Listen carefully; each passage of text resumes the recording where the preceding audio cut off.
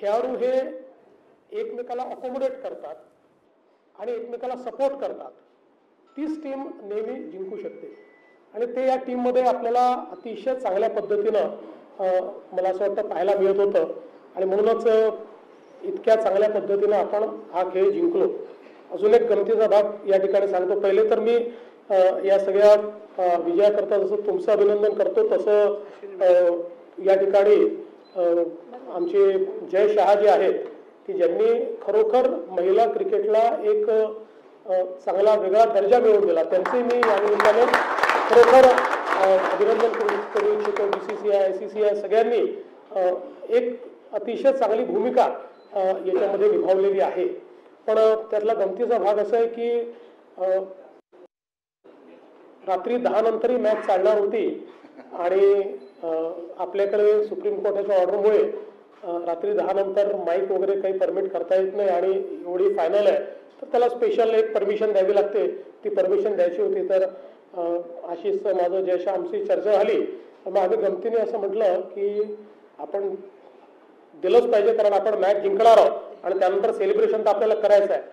पण मी आशिषला म्हटलं जर काही गडबड झाली तर 10 नंतर मी परमिशन विड्रॉ करून टाकेन आणि कुठलाही लाऊडस्पीकर तिथे वाजणार नाही. स्पीकर वरतीचे त्याचा पूर्ण हे करत होते. खरं म्हणजे त्यांनीच ते सगळं पूर्ण त्यातलं मार्ग काढत.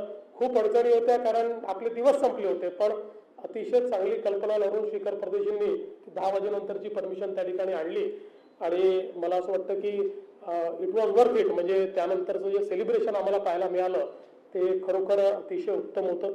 खरं तर या आमच्या तिन्ही खेळाडू जे आहेत त्यांचं म्हणजे स्मृती तर आता या दोघींच्या मनाने वेटरन आहे. म्हणजे स्मृतीचा डेब्यू हा 2013चा आहे आणि मला असं वाटतं आता ती शीज म्हणजे one of the iconic players of India.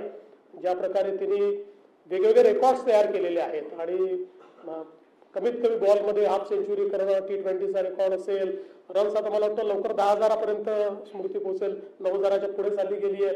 त्याच्यामुळे ती लवकरच तिथपर्यंत जाईल आणि फारच चांगल्या पद्धतीनं तिने जे काही स्वतःला डेव्हलप केलेलं आहे मला असं वाटतं खूप चांगलं या ठिकाणी तिने केलंय.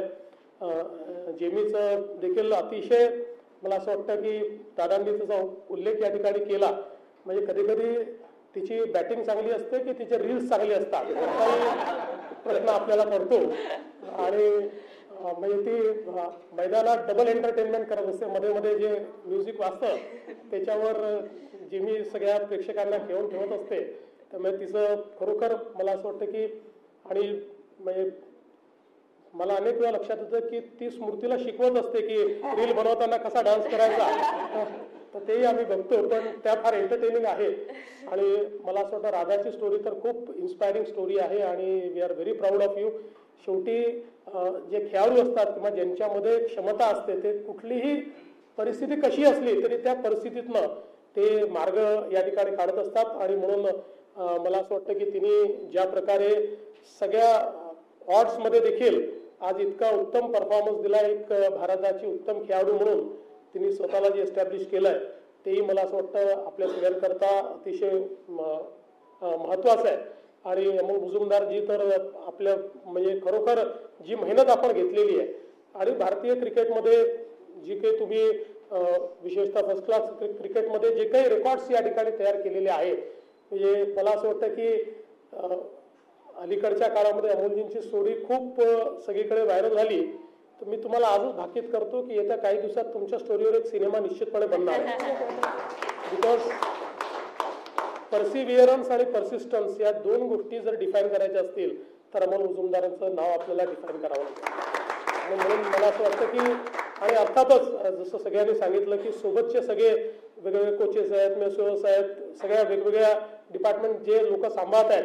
मला असं वाटतं की आज प्रोफेशनल क्रिकेटमध्ये हा सगळा सपोर्ट असल्याशिवाय खेळाडू परफॉर्म करू शकत नाही. कारण शेवटी इतकी जास्त कॉम्पिटिशन आहे आणि फिजिकली मेंटली सगळ्या पद्धतीनं you have to be very very fit. आणि त्या दृष्टीने मला असं वाटतं की या सगळ्या विजयामध्ये जसा टीमचा, प्रशिक्षकांचा आणि सगळ्या स्टाफचा असा एक हा एक टीम इव्हेंट आहे की सगळे मिळून हा विजय त्या ठिकाणी घडवून आणतात.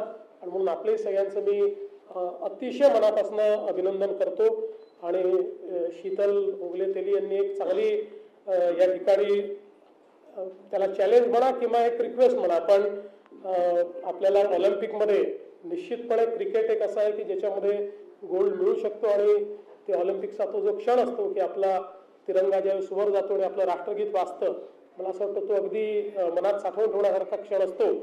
त्यामुळे तुमच्यासारख्या अतिशय जिद्दी टीमला, जिद्दी या अर्थाने की 17 नंतर तुम्ही ठरवलं की काय झालं तरी आम्हाला जिंकायचं आणि तुम्ही जिंकून दाखवलं, तर मला असं वाटतं अशी जी काही टीम आहे त्या टीमला हे 100% शक्य आहे. म्हणून आमच्या तुम्हाला खूप शुभेच्छा आहेत ऑलिम्पिक्स करता. तुम्ही नक्की त्या ठिकाणी जिंकाल आणि आम्ही सगळे निश्चितपणे तुमच्या पाठीशी आहोत. डायना मॅम या ठिकाणी आहेत. खरोखर मला या गोष्टीचा आनंद आहे. काल मी बघत होतो जेव्हा जिमीने राष्ट्रपतींसमोर सांगितलं की आमची ज्या जुन्या सगळ्या ज्या खेळाडू आहेत की ज्यावेळेस काहीच नव्हतं आणि काही मिळतही नव्हतं आणि काही रिकॉग्निशनही नव्हतं, त्यावेळेस त्यांनी क्रिकेट हे जिवंत नुसतं ठेवलं नाही, पॉप्युलराईज केलं. त्यामुळे मला असं वाटतं की त्यांचं आपण विशेष या ठिकाणी अभिनंदन करूया. त्या असतील, मिताली राज असतील, एक आपली सगळी जी काही आपल्या आयकॉनिक जुन्या कॅप्टन्स आहेत या सगळ्यांचं देखील या निमित्ताने आपण अगदी मनापासून अभिनंदन करूया.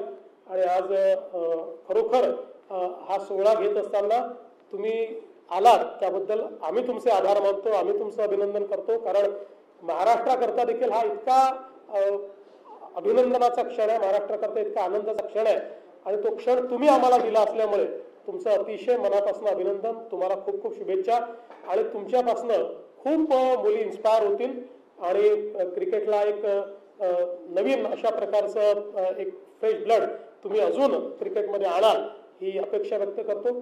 तुमची अजून खूप कारकीर्द बाकी आहे, त्याच्यामुळे त्या पुढच्या कारकिर्दीकरताही तुम्हाला मनपूर्वक या ठिकाणी शुभेच्छा देतो. आणि अर्थातच स्मृतीला तिच्या पुढच्या भविष्याकरता देखील विशेष शुभेच्छा देतो. खूप खूप धन्यवाद. जय हिंद, जय महाराष्ट्र.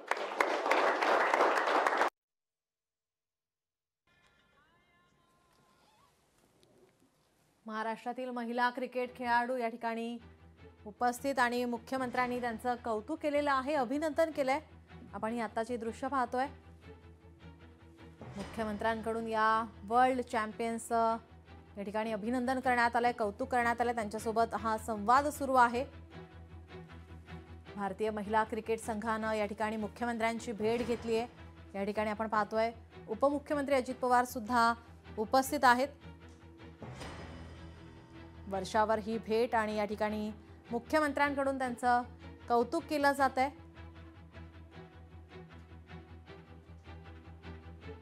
भारतीय महिला क्रिकेट संघानं या ठिकाणी आधी पंतप्रधान मोदी यांची भेट घेतली, त्यानंतर आता आज आपण पाहतोय या ठिकाणी महाराष्ट्रातील ज्या खेळाडू आहेत त्यांची या ठिकाणी ही भेट होतीये. आपण पूर्णपणे तुमच्या पाठीशी आहोत असं या ठिकाणी फडणवीसांनी म्हटलंय. संपूर्ण भारतीय संघाचं मनापासून त्यांनी अभिनंदन केलं आहे.